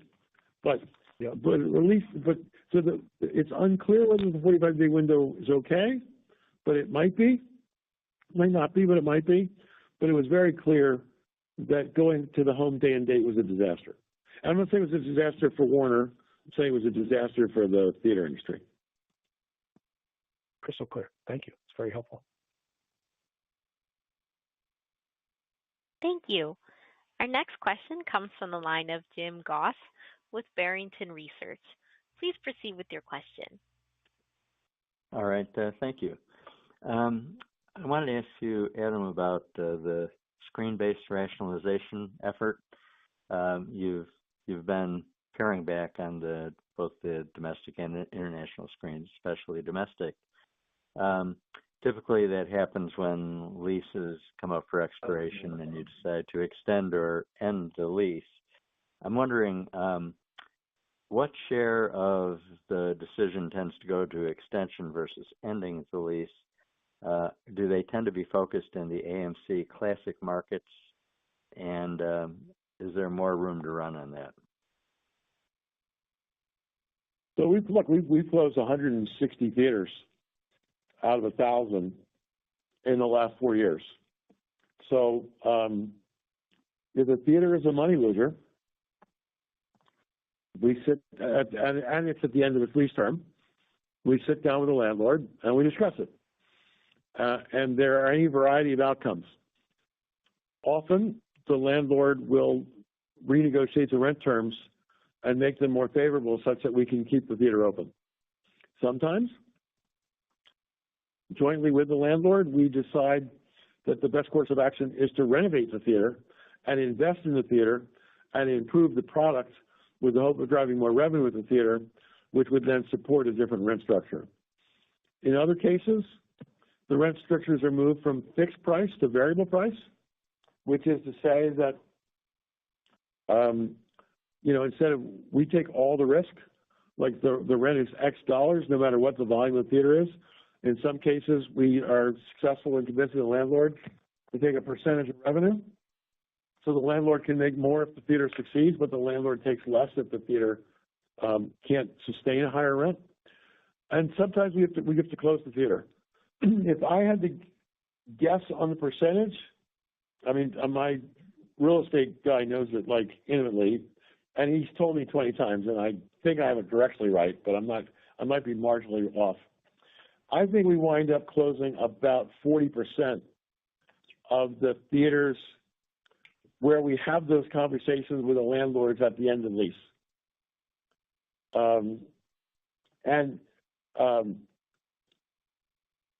And about this, again, these are round numbers, but about 10% of our theaters come up for lease renewal every year. So, so say, 55 theaters come up in the United States every year. 85 theaters come up globally every year. And, more than half of them will stay open on better terms or different terms, but some will close. And I don't know that the percentages are going to change. Well, actually, I do know the percentages are going to change. As we look ahead, as opposed to looking back, we will continue to close tired, worn out, end of their life stage theaters, especially where the market rents are too high to support the revenues of the theater. But my prediction is here's what's going to happen. We've just said on this call over and over again, the box office is about to grow radically. If the box office grows radically, the profitability of the theater will rise, and it will rise precipitously. And if the profitability of the theater rises precipitously, then there won't be as much desire by a theater operator to close it, because by definition, more theaters will be profitable, there'll be more theaters will be more profitable than they were previously. Some won't rise to the level to get above the threshold from losing a lot to making a lot. Some may go from losing a lot to losing a little. Those stores will get closed. But in an era of rising revenues, that means an era of rising profitability. That means fewer theaters should close. But we're not quite at that point yet. I mean, I think that might be a year away. And in terms of whether they're not all classic theaters. Some of them are classic theaters, and a healthy chunk of them are classic theaters.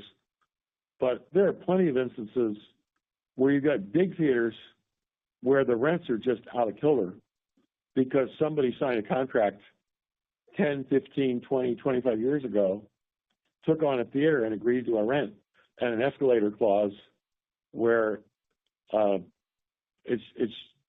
might have worked 20 years ago, but it's just out of kilter today.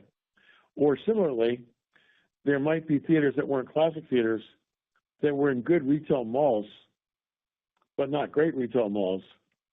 And in the course of 15 years from when the original lease was established, the mall itself has become a failing mall, in which case the theater is going to be a failing theater. So they're not all classic theaters, but, a healthy percentage are. Okay, well, thanks for taking my question.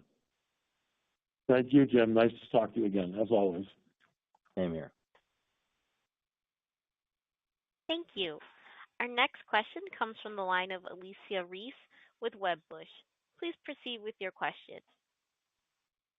Hi, guys. Thanks for taking the question. I had a quick question really on the concessions per cap and margin. Just looking at the specialty popcorn buckets and assuming that there's obviously going to be a bigger benefit in quarters where you have titles like Dune 2, Deadpool, Wolverine, and such.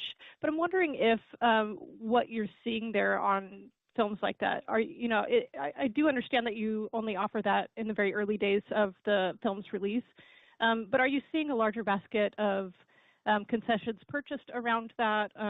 Obviously, you're going to get higher margins on that. I was just wondering if you could give a little bit more detail around that. Well, we're learning as we're going, and we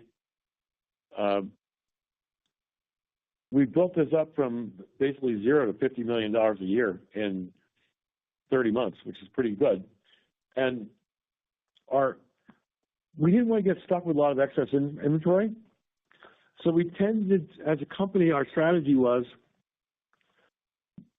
buy for the biggest movies only and buy enough quantity that you could kind of last the whole of opening weekend, but you weren't stuck with a lot of excess supply beyond opening weekend.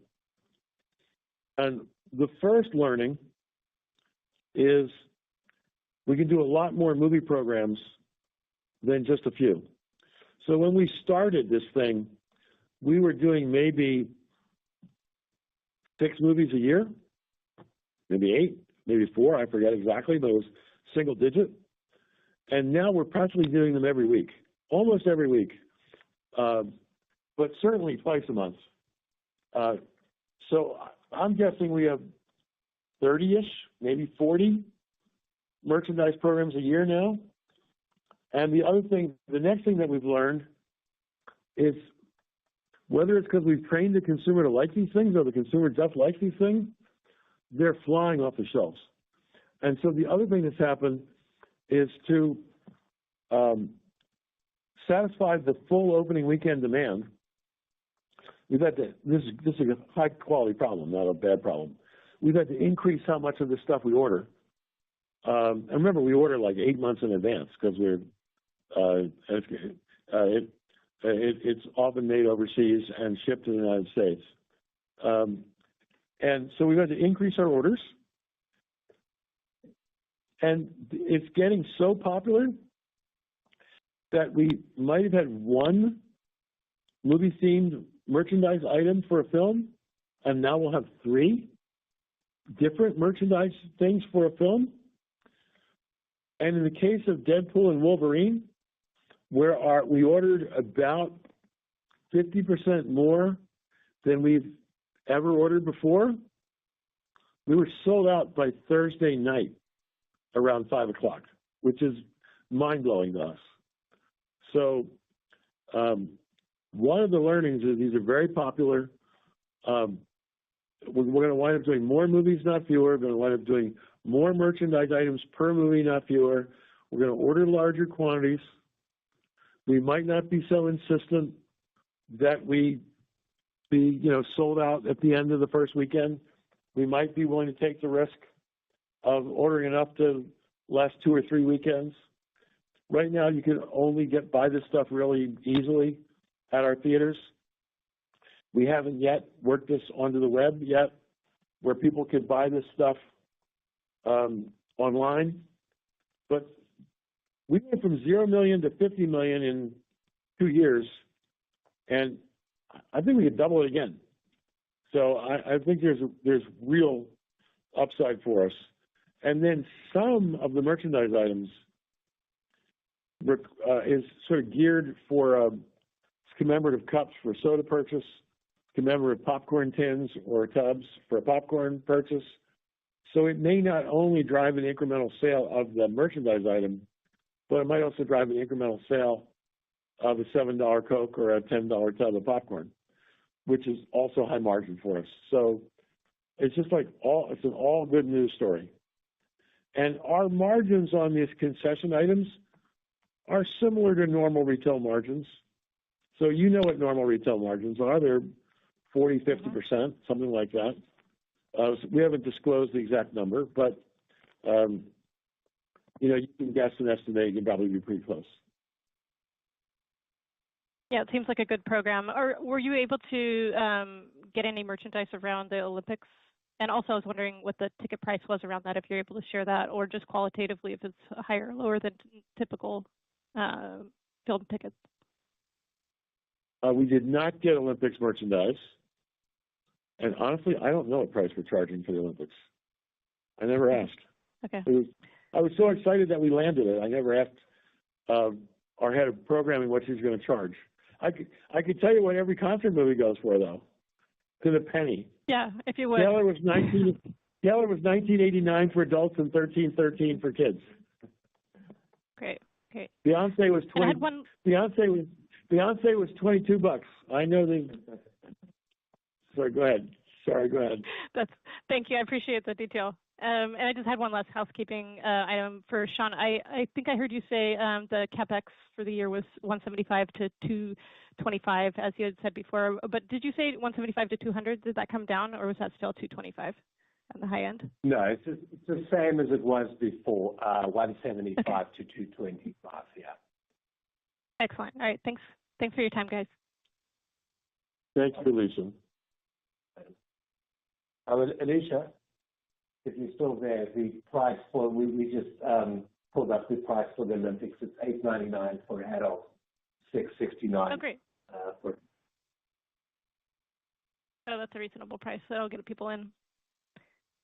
Thank you.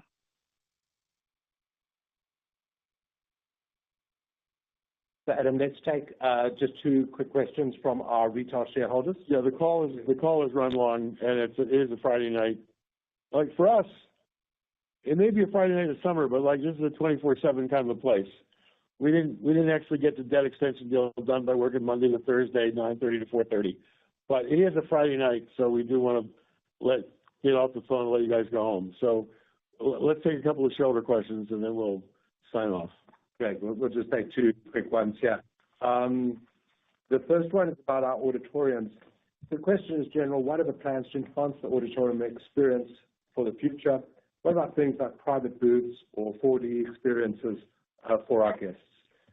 So that's a good question because there's some serious activity going on in this area within the company right now. First, we have about 43 theaters out of 550 that represent about a third of our EBITDA. So these are our very successful theaters. This is the opposite of the Jim Goss city close them. This is where we make a lot of our money, and so we keep on looking at ways to improve those theaters. And at the highest grossing AMC theater in the United States, which is our theater in Burbank, California, it's not every single week it's the highest grossing, but most weeks it's the highest grossing theater in the country. The seats were quite run down. And we didn't have the option of putting in reclining seats because the theater was packed. And the seat loss would have been too high if we'd put in reclining seats. But we did rip out all the fabric seats, and we put in a brand which were like sit-em-up straight, uncomfortable seats, sort of traditional movie theater seats that have gone by the wayside over the years. But in the words of Yogi Berra, the place is so crowded nobody goes there anymore. The place was so crowded we couldn't take seats out. So what we did is we did replace all those seats, and we put in leather seats, and they were 15% wider, and they had more padding, and they rocked, so you can control. So the comfort was much better, and we had minimal seat loss, and it's changed the entire look of the theater and made it look, like a car with beautiful leather seats instead of junky stained fabric seats that had Coca-Cola spilled on them for the last 14 years. We are going to make some press announcements next week about doing that same kind of a program in other places. And we're not going to get to all 43 theaters right away, but we are going to continue to see what we can do to upgrade our profitable theaters. So that's point one. Point two, I think there's an enormous opportunity to capitalize on the consumer's desire to watch movies on a giant screen. That means more Dolby Cinemas. It either means more IMAXs or upgrading. Remember, we were one of the first people to put IMAX in. We have a lot of them. So that means maybe converting some regular IMAX auditoriums to IMAX lasers with an upgraded sound system, which is a much better IMAX experience. It also means more of our house label PLFs. iSense in the UK and Europe, Prime here in the United States. We have this XL concept in Europe, which is interesting. I'd really like to see us play up the fact that we have large auditoriums and make sure the consumer knows we have them because that's what the consumer wants. There are other things. 4DX is popular. Some chains have them, and they're a little gimmicky. The seats bounce around like a roller coaster seat, and depending upon whether it's D-Box or 4DX, and someone sprays water in your face when that's right when it's raining on the movie screen. We at AMC believe that there's a possibility one could put something like that in. There's another concept called what's the ScreenX, which is a wraparound screen where the screen not only covers the front, the normal screen, but it comes up about a third of the way on either wall around you to give you sort of an envelope feel with obviously more of the image on the screen. There are a lot of things we could do, but what we think is the most relevant for the consumer and the one where we already have a big presence, we AMC, we're the place where you go for a premium large format screen. And I think if we increase the number of our large screens, that's the smartest thing that we could do. And just to tell you why we're doing this, the premium large format screens, now this is not just IMAX and Dolby because we have some house brands too. But if you add up all of our PLFs, we have 421 of them in the United States. We have 550 of them globally. Those are exact numbers. And they represent about 5 or 6% of our screens, and they represent about 20% of our revenue. So, and there are some, in the case of Inside Out 2, the typical PLF seat sold 7 times more tickets than the typical seat in a non-PLF auditorium. So, and in very few cases, does a PLF auditorium sell fewer than 3 times as many tickets as a regular seat in a regular auditorium. So the large format screens are very successful, and that's where I think we have the greatest opportunity, and that's where I'd like to see us really make a big dent in improving the product at AMC. The second area where we go is also in the food and beverage area, and we continue to change menus on a monthly or quarterly basis. We continue to try to find consumer-pleasing items, because if they're happier at the concession stands, they're going to be happier in the theater experience. If they're happy with the experience, they'll come back more and more. Other questions, Sean? Yeah, the last question, staying on the theme of investment opportunities. The question is sort of where are we focusing our investment dollars, and I think you've spoken about that right now. But then it goes on to say, are there investment opportunities outside of the exhibition industry that we would consider? So this is an area where AMC has had our head jerked around a bit in the last year. Because exactly a year ago at this time, we thought, based on the number of authorized shares that we had in our share price, that if we were to use all those shares, not that we would, don't get nervous, retail investors, these shares are quite precious. Quite precious. Give me one sec. We might have been able to raise $6 billion. Had we tried to sell those shares at market, not that we would have done so. We would have only done so if we had something really good to do with money, and we didn't have anything that was that brilliant to do with the money. But our share price has come way down in the last year. And today, based on the current share price, we could probably only raise about $500 million. And if we only could raise $500 million, and you add that to the $770 million of cash that we have now,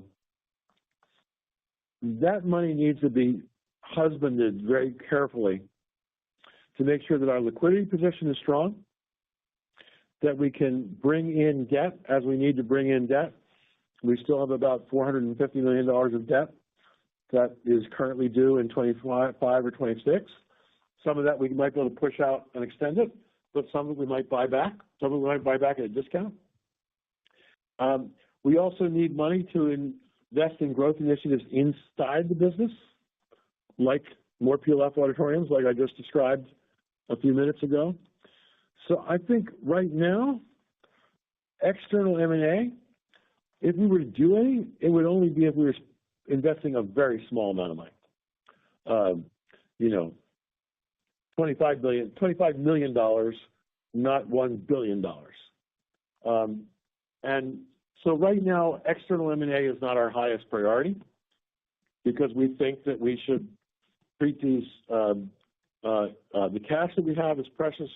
We should treat the shares that are in the treasury that we have not yet used as precious. And so I think we got to grow the business internally and organically for now. With that, everybody, we're going to end the question session.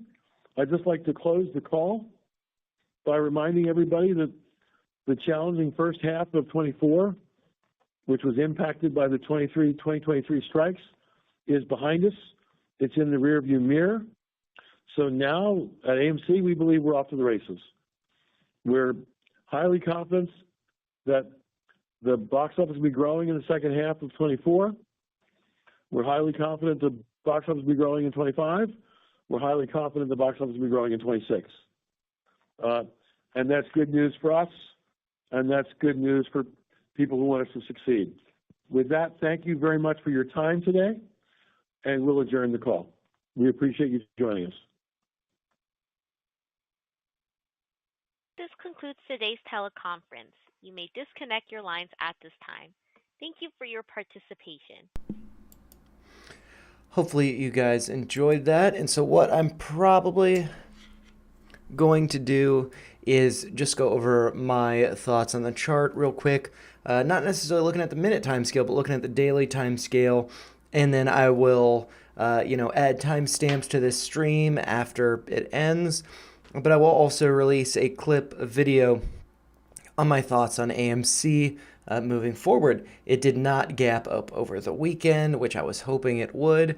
But with what we've seen in the market the past couple days, I think that AMC has held up pretty good, right around $5 a share. So, I think it could have been a lot worse. So I think we're looking pretty good. Before I switch over to the daily time frame, I'm just going to go over kind of my thought process with these retracements and stuff. Maybe it's valuable for you guys in doing your own charting. Initially I had drawn a retracement from the low here up to the top. But whenever you do a Fibonacci retracement, this is the starting point. So you're looking at a retracement to that low, finding a bottom. And it seemed that we had found a bottom here. I think this was below the 786 from that retracement. So I didn't really think that retracement was useful. So I drew one to the downside here, thinking this was the bottom, that we might see a top here.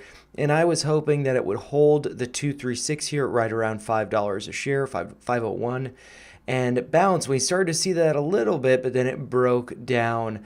And so that was a little bit disappointing. And so really this retracement here, not so useful, but it did highlight the 382 here was resistance. So, if you're, swing trading, I guess this would be after hours trading, this would have been a good retracement to use to recognize, okay, there's some weakness here. That would be a level to sell if you wanted to trade it. We're all just holding AMC for the long term though, so it's not really relevant. But then we did pull back. We broke below this blue 50% retracement from the larger scale retracement on the daily time frame that I'll go over in just a second.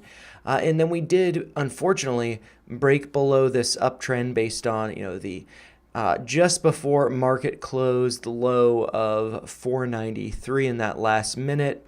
and then also the other pivot point being, I could have done it from either of these points being at $4.95 there. And so that's how I drew that line. Did break below it, tested that low of $4.95 marked over here, and now it looks like we're testing not only that uptrend, potentially getting above it soon, with that becoming support. Right now it's resistance, also below that 50% Fibonacci level, which looks like it's at a price of $4.99, right around $5. Makes sense.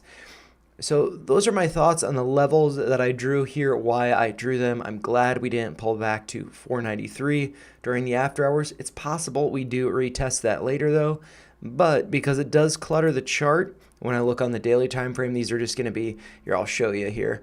You're just going to see some, this vertical line here, and this Fibonacci retracement is clustered kind of tight. So it's not really that useful. So what I'm going to do is I'm just going to delete these so I can give my perspective on the daily time frame and make that into a video so we can all be informed on, levels that might be, either dip buying opportunities or, levels of resistance where we might be seeing some pullbacks just to kind of, manage expectations. And so here I've got all of the markings that I drew during the after hours deleted here. Now we can switch over to the daily time frame to look at the chart here, with just this more recent price action. And so with that being said, I am probably going to have to zoom in on this for the video. But yeah, I'm probably just going to start that. So I'm going to do kind of like, not really a mock video, but you guys will just get to see, what it's like when I record a video. Man, I'll just be doing it live. And then after that, I'll end the stream. But yeah, this is for you guys to get the first view of, my take on what I see with the stock price. And so, yeah, I'm just going to start that video now. But first, I'm going to check on Daniel's comment here. I don't know, Cinemark almost doubled 13 to 25 in 6 months. So I haven't really looked at the Cinemark chart, but I do feel like, it seems like there's just so many great, projections. The guidance for AMC is looking really strong. And so I feel like generally, and especially, taking a step back here, talking about that video and, Roaring Kitty's quote and, simply buying because of the passage of time, why not? We've really just been consolidating between this range of right around $4 up to around $5.60 or $6, that $2 range. We're in that range right now. We're not at, above $10 a share, this blue line here. So I think there's just, a lot of great reason to, not necessarily aggressively, but just to continue to, kind of passively add. That's what I've been doing. So I don't get emotional about my buys or anything. It's just, it's below my average. It's right around $5. I'll add a little bit more. So it's not the most exciting way to trade, but I end up accumulating a lot more AMC over time. So, it works for me, but that's my strategy. Everybody's a little bit different, but I am going to start this video because I would like to do one on SNDL. They had their earnings this morning. Somebody commented about that, and I'll try to do something on unusual whales tonight, but I might not have time for it. VIG, vigor to move higher. I don't know what VIG is, but yeah, I think that like the lows. Oops, I scrolled that there. The lows that we saw here, 238, I think I said 267 earlier. I don't think we're going back to those prices. And one thing that could happen is, I'm probably not going to include this in the video just because I don't want it to get too cluttered. But, this orange uptrend, we're trading above that. I could see that, and actually maybe I do want to mention that in the video. I could see that as kind of like, we break below it and people start to really question, oh, it's breaking down, and that actually being a great dip buying opportunity, faking out retail. So, I think that there's a lot going on here. But yeah, I'm going to start recording this video. So if I do see a comment, I'll respond after I finish with the video. It should be about like 5 minutes long. But hey, what's up? Welcome to DGen Ed. That's degenerative education, meaning none of this is financial advice. Just me having fun looking at charts, like the chart behind me, which is of AMC Entertainment, ticker symbol AMC. which closed on the day Friday, August 2nd at a price of $4.94, closing the week a little below $5 a share, which is fairly disappointing, being down about 3.5% on the day. But it did reclaim a good amount of that loss from $5 closing, or at least trading now in the after-hours session, at a price of $4.99, coming up about 1%. As we did just listen to the AMC earnings call, we're just listening to Aron speak about the company. As you can see, the stream was right behind me up here with that AMC logo. And so I just wanted to go over some levels that stand out to me on the daily time frame. I think that we could, unfortunately, be seeing some dips in the coming week or weeks.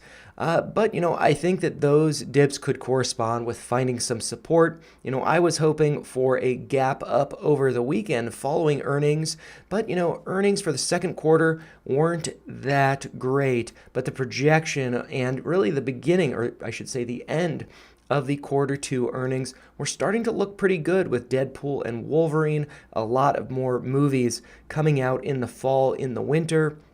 And so I think that AMC is looking really, really strong fundamentally, but I do think that the chart could suggest a dip.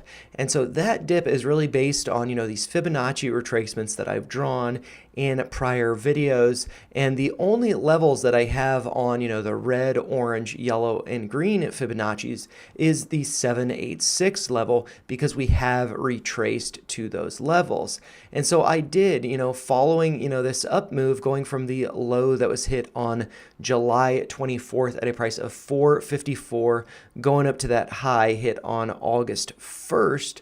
That was yesterday, being a high of $5.44. I did a Fibonacci retracement there, and the 786 marked in blue, a little bit hard to read, but the 786 is at a price of $4.73.3. So I could see price dipping down to that level. We did, from yesterday, leave a gap here with yesterday's close being at a price of $5.12. Today we opened up on Friday at a price of $4.99, which, as I had mentioned, is the price we're trading at in the after hours. And that price represents, I believe, the 50% Fibonacci retracement here, just at the top of that candle there. So that is where we are back at. Does look like we have bounced a little bit from this golden pocket here, or really the 618, that top level there, at a price of $4.88. We dipped to a low on the day of $4.89, but what I could see happening, just like in these prior retracements, is I could see a dip down to, like I had said, 786 around $4.73. And that would also coincide with this white uptrend here. That is based on these two pivot lows, one being the low of 410 from May 31st, the other being the low from June 25th at a price of $4.33. And so that is how I've drawn that uptrend. We did pierce it on the date of July 24th, but generally it does look like that level was respected. And so I could see that being, maybe you think I'm bearish. I'm not bearish, but I think that, rather than going all out at $5 a share right now, I think that we could be seeing a dip to around $4.73, discounted shares around then. So that could be a really nice opportunity. Also, just below that, we do see the 786 here in yellow. That's at a price of $4.64, right around there. And maybe that would coincide with this orange uptrend. And so if I take a step back, that goes back to these two pivot points, one being the all-time low hit on April 16th at a price of $2.38, and the other pivot low being the low from May 10th at a price of $2.90. That is how we get that orange uptrend. And, that I think could be a great, great, great dip buying opportunity. Maybe worst case scenario, I think, coming down to a low of around $4.50, and that coinciding with this 786 retracement here, going from the low from May 31st up to the high from June 6th. So, I think that, it may not be that encouraging that we're not gapping up over the weekend, but I think that we have a lot of great stuff coming in the months and, the next 6 months, really, the remainder of the year. And, I think that it's just going to look great. I think that it looks great, and I think that any dips below $5 a share are gifts. I think that in the near term, perhaps maybe not in August, maybe not by the monthly expiration of options, which is August 16th. If we fast forward a month ahead to September 20th, that is not only the weekly and monthly expiration for options, but that is also the expiration for quarterly options. So we could see a lot of volatility maybe towards the end of August, the beginning of September, leading up to that September 20th expiration of those options. And we could be seeing some volatility, maybe getting back up to $10 a share, right around that blue line. So I definitely think we could be seeing a 2x over the course of the next couple months. But, maybe not. These things do tend to take time. And just like the GameStop and Chewy video that I put out, just simply because of the passage of time, we have been consolidating between the range of around $4 up to around $6. Why not take advantage of those discounted shares while we're below $10 a share? Because if we do look at the history of AMC, we could definitely be seeing a lot of upside. And, like this one squeeze at the beginning of 2021 was followed by this more massive squeeze about 5 months later. We could be seeing something like that with this squeeze having occurred in May, if not September, maybe October. It's about 5 months later, we start to see, some massive moves, maybe to fill this gap up here, maybe around $43, pretty crazy. But anyways, I think it just looks great. I'm excited about any more price action around $5 or lower because it's just an opportunity to add more. But, those are just my thoughts. If you found them helpful, make sure you like the video, share your thoughts in the comments down below, and subscribe to the channel for more videos like this. Thanks a lot for watching, and have a great weekend. Take care, you guys. And so, I'm just going to edit that into a video. And I appreciate you guys hanging out. Grim Thug, I don't know if you're still here, but you are welcome. And I hope you guys have a wonderful weekend. I'm unfortunately working this weekend, but I will try to have an SNDL video out later tonight, possibly an Unusual Whales live stream, and I will do the weekly trading plan tomorrow for members. So if you're not a member, it's only 99 cents to join. I would encourage you to do that. But you can also, just get a preview of what that kind of information is like, because I do release those trading plans Friday after the close. I did release this week's trading plan that came out on Sunday last weekend. I released that today to the public, so you're welcome to see that. And I look forward to sharing my thoughts for this coming weekend's trading plan, which I will be posting tomorrow evening after I get off work. But thank you so much for hanging out. It's been fun. While the earnings could have been a little bit more exciting, I think that next quarter is going to be great, and we are going to be looking at a much higher stock price. But, we're just going to have to wait and see. And, we are experts at doing that so far. And happy to be doing this streaming and making videos for you guys. So thank you so much for joining. And, again, have a wonderful weekend. Take care of you guys.